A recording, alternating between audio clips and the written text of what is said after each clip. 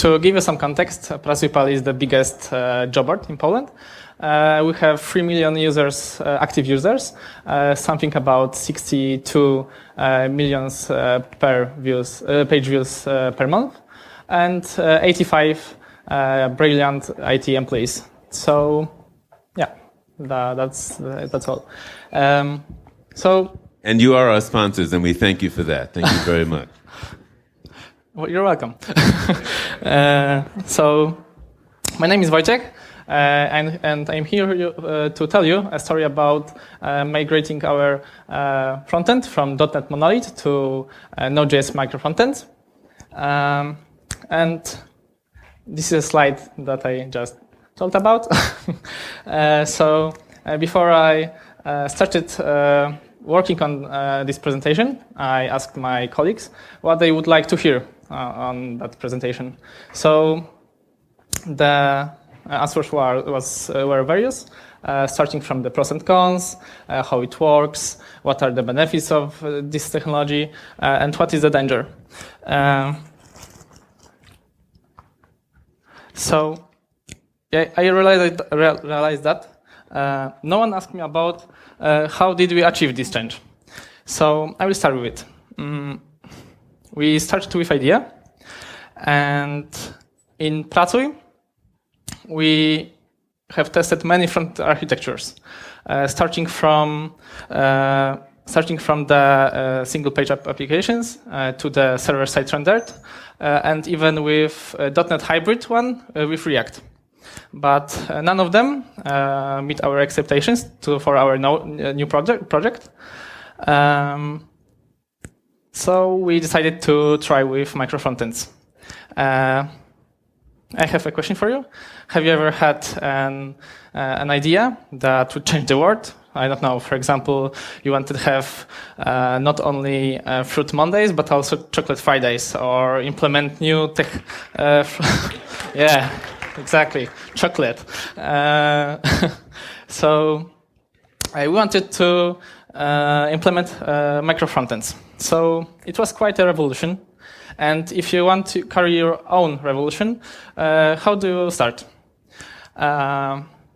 In our case, we started with people, and I will introduce you to 3 personalities that could help you with your idea. The first one, the king. He has law, he has resources you need. Einstein, he will solve your problems. And Michelle Obama, she will take the good atmosphere of your team. She will give you good contacts. But before, you need to offer them something. Probably the king will need gold. Einstein some problem to solve, and Michelle good people to work with, and new contacts. But this is kind of abstract example, because these people are easy to find in your company.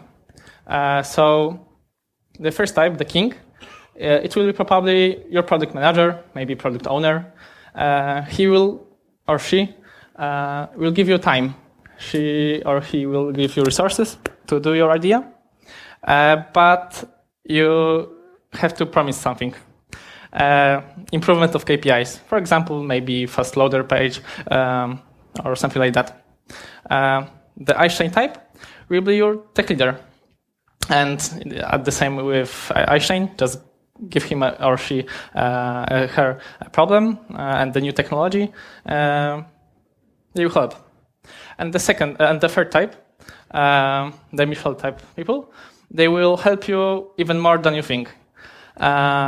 You will give them the fun of being the part of the project, and they will help you. But it's easy to find the first 2 types, and even maybe you have imagined someone already, maybe it's you. But what about the positive ones? We did a little trick in our company at the beginning of this project. So we gathered feedback from our colleagues, and then based on their feedback, we sorted them into 3 groups. The third group was consists of people who had positive feedback about our idea. The second one was neutral, and the third one was negative. So here we have already our squad, and this squad consists of the positive ones. Having the proper people to work with, we wanted to show our idea to our stakeholders and to other developers. So we wanted to prepare some proof of concept. And it's really hard to prepare the good and simple proof of concept because there is one genius proof of concept that no one could understand. It was Frankenstein. And even if it was good, it ended badly. So we wanted to show the main idea of the microfrontends in our company. So we used a live service library called Tailor, and we built also 3 microfrontends based on the Vue and .NET MVC. So Tailor, as a layout service with given template, is able to call the microfrontends, take their outputs, and place them into proper place in the template. So it's simple idea, and it looked like this.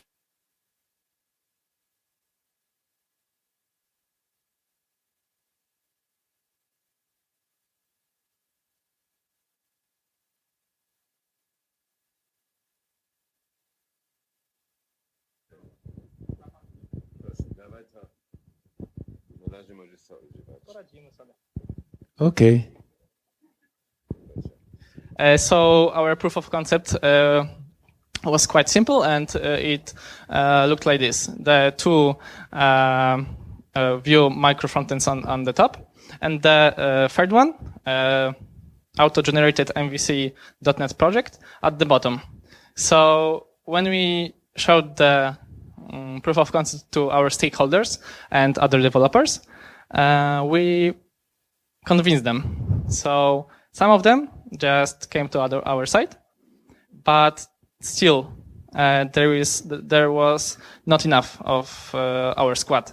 So we had to fulfill the requirements of a neutral group. In our company, as a front-end developer, wait a second, please. I tak jak powiedziałem. Już nie działa. Halo, halo. Hello, hello. And as I said, as a front-end developer, I used to fulfill only 2 groups of requirements, and that was non-functional requirements of the front-end side, and it tells something like your code should be minified before sending it to the client. The product needs, for example, the minimal page load, and that's something that we have never done as a front-end developer, and that was backend non-functional requirements. So what are these non-functional requirements? So these are our principles that describe the characteristic of the system, not its features. And in our company, it helps us to dictate clear organization standards for every application, starting from the front-end ones and the backend. Stand for critical system mission. And the most important, they should help, not limit your development. And they should be like lighthouse. They should help developer to navigate and to cope with problems. So having that in mind, we started preparing our second proof of concept to meet their goals, to fulfill their requirements. And we were, as front-end developers, we were happy to be on the bright side. Colorful CSS files, JS files. We didn't care about internal server errors or SQL null pointer exceptions or something like that. So we had to step out and see what is on the other side. And at the beginning, it was like, oh my God, what we are doing. But then, having non-functional requirements, we knew what to do. We knew what technology we should implement to run our microfrontends and live services. And I will show you some of the libraries and code we have implemented. Our microfrontends and live services are based on Express.js, and we had a lot of work to make it fit in our architecture of microservices. So after implementing all of these things and a lot of learning, we also conducted the stress test because we wanted our application, our microfrontends, to hold same traffic as the old one. So we used the Gatling stress tool, and the results was quite nice. So what helped us during the implementing of all of this stuff were things like non-functional requirements, because they made acceptation clear. Our stakeholders wanted something from us, and we knew what to do. We had also regular group to code checks.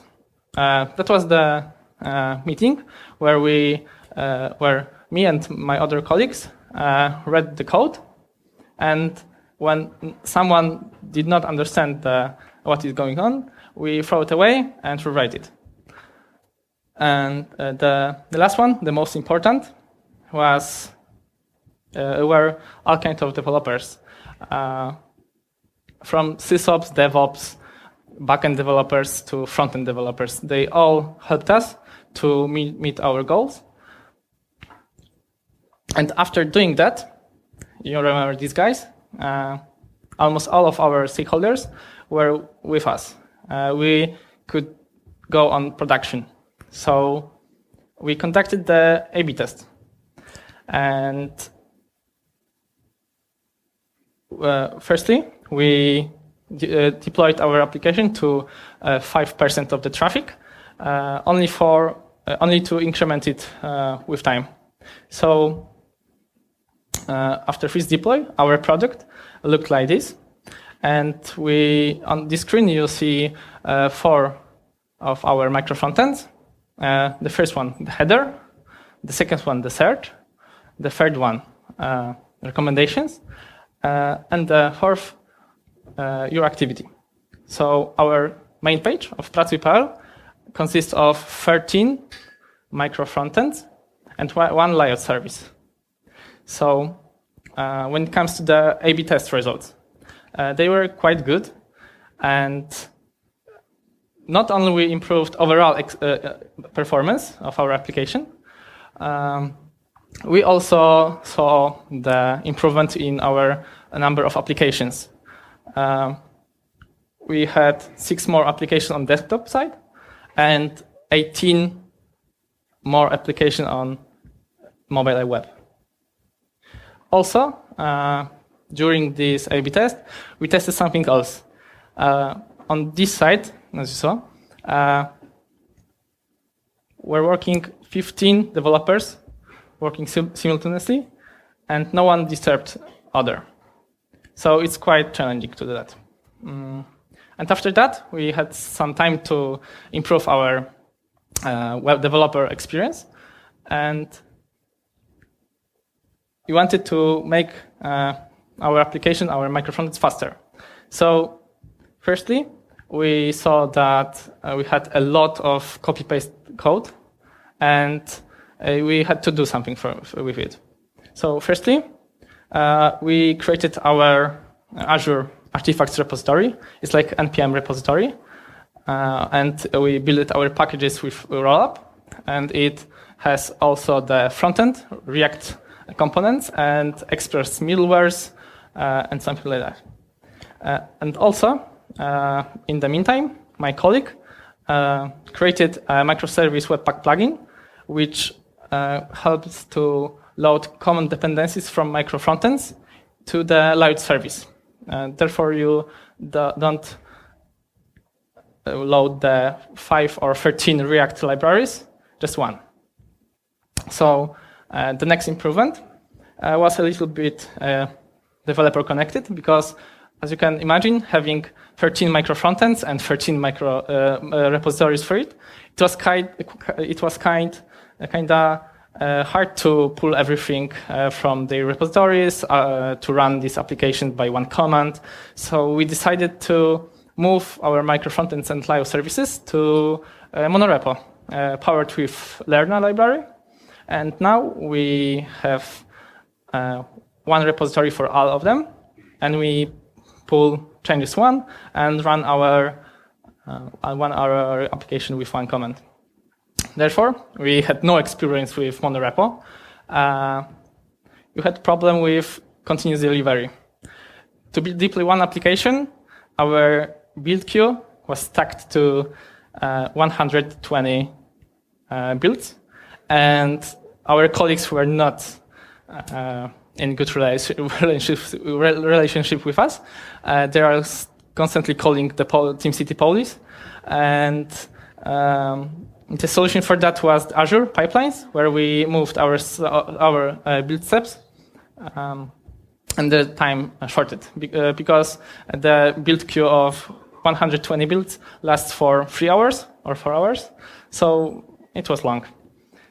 Probably most of us are front-end developers, so you knew this meme. And in monorepo, you don't have only one Node modules folder.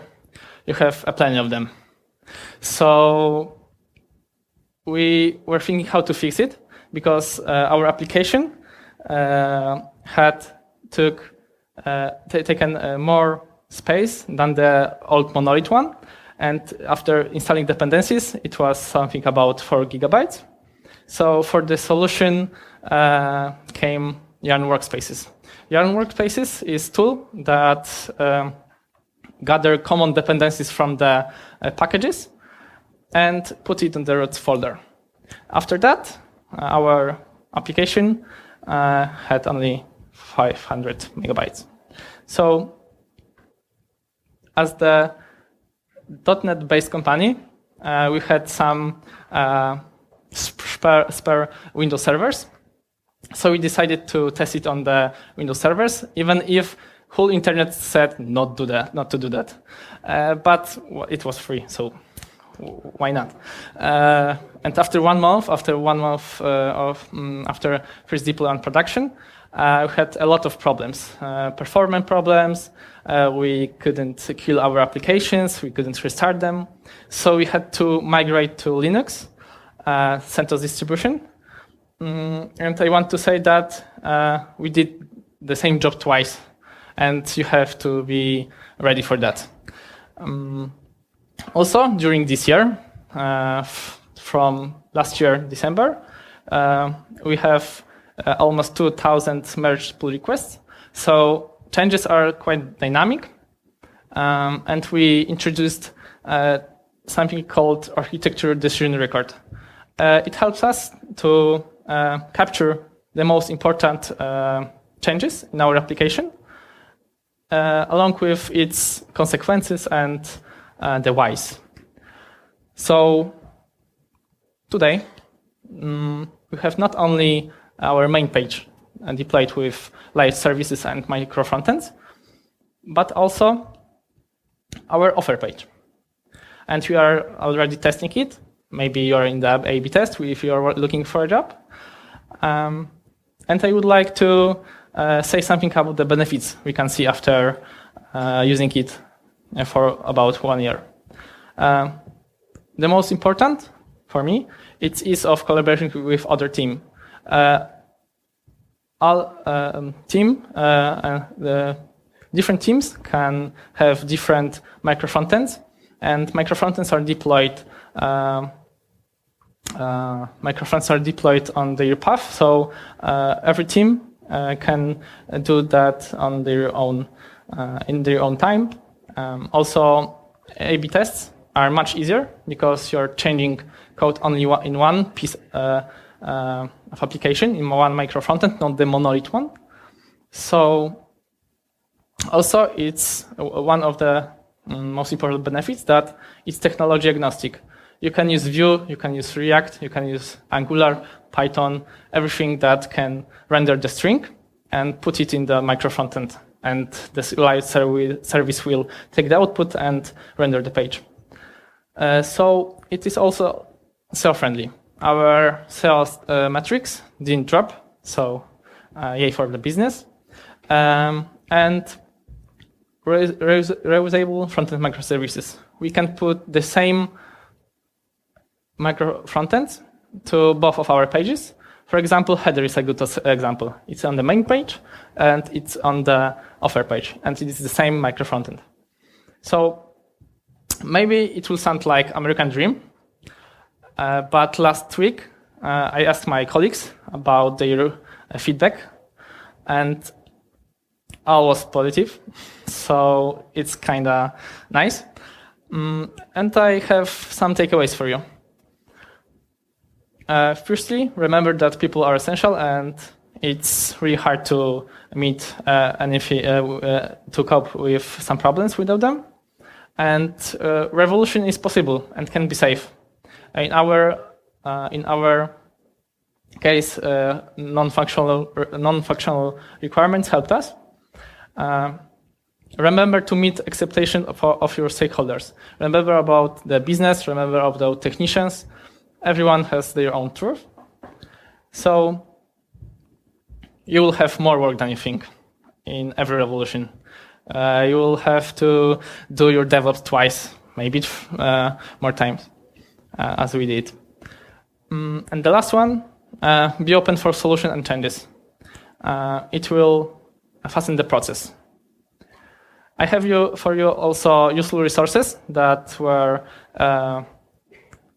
kind of helpful during this year. And I would like to say thank you for my colleagues for help, especially for Dawid Winiarczyk and Patriciusz Szydło.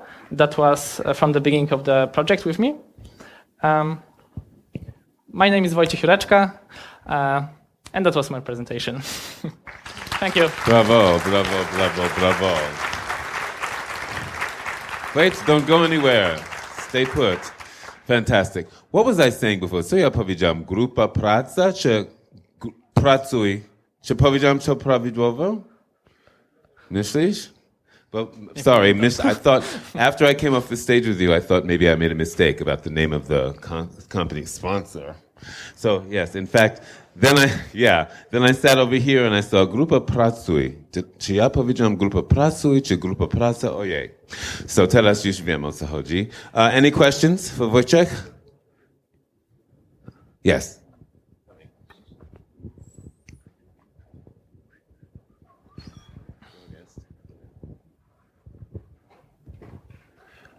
Hi, I have a question. How did you handle the transition period?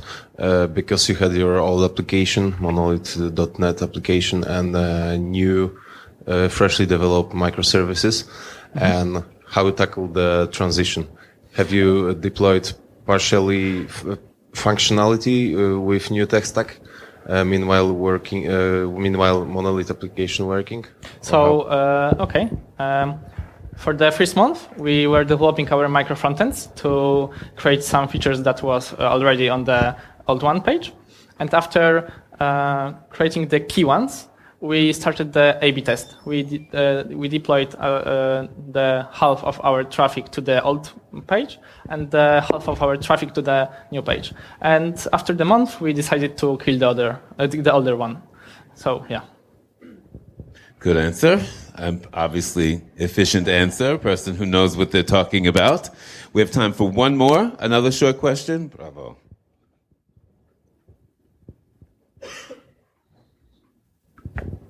Hi. Hello. Great talk.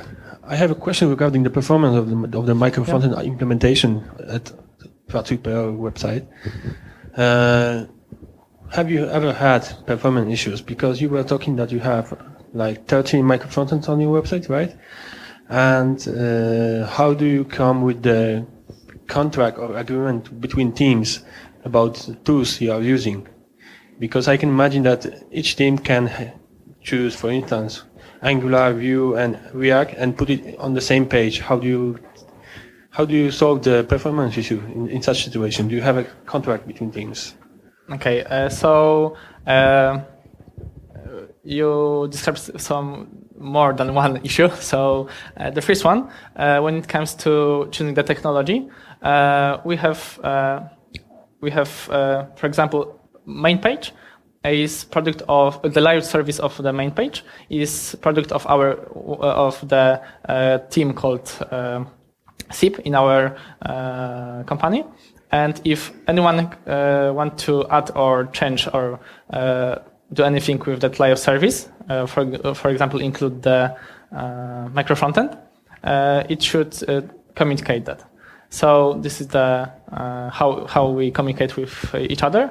And the second one was about the performance and the. Could you repeat? Yes, I was talking about the performance and the tools chosen by each different team. Okay, but the tools are frameworks or what? Frameworks, libraries, additional libraries. So for now, we have a React-based stack, but in the future, Microfrontends allows us to test the other one frameworks, and we recently we have conducted some new page built with Svelte, but it's not on production yet. So I don't know if this answers your question. Yes. No, not really, because the thing about the microfrontend is that you can use multiple versions of the same library. For instance, if the teams are independent, then you can load, for instance, 2 versions of Angular, 3 versions of React library, and there can be collision. Okay, so when it comes to for example, we have React, and all of our microfrontends use one version of React, and the Webpack plugin that I showed you helps us to track that. And if someone if someone wants to deploy a new version of React, he had to create a feature branch, for example, and deploy in others. Deploy 2 versions of the servers, one with the old version of, for example, React, and the other one with the new one. And after merging everything to the feature branch, we just deploying the master version. So yeah. yeah. I don't know if this answer, but maybe meet me after the talk. Oh, yeah. Good idea. Jeśli musisz dalej właśnie zapytać, ewidentnie nie uciekasz za szybko, prawda? Słucham? Nie uciekasz od razu. Nie. Okay, dobra. Thank you, everybody, one more time. Wojciech. Thank you. Fantastic.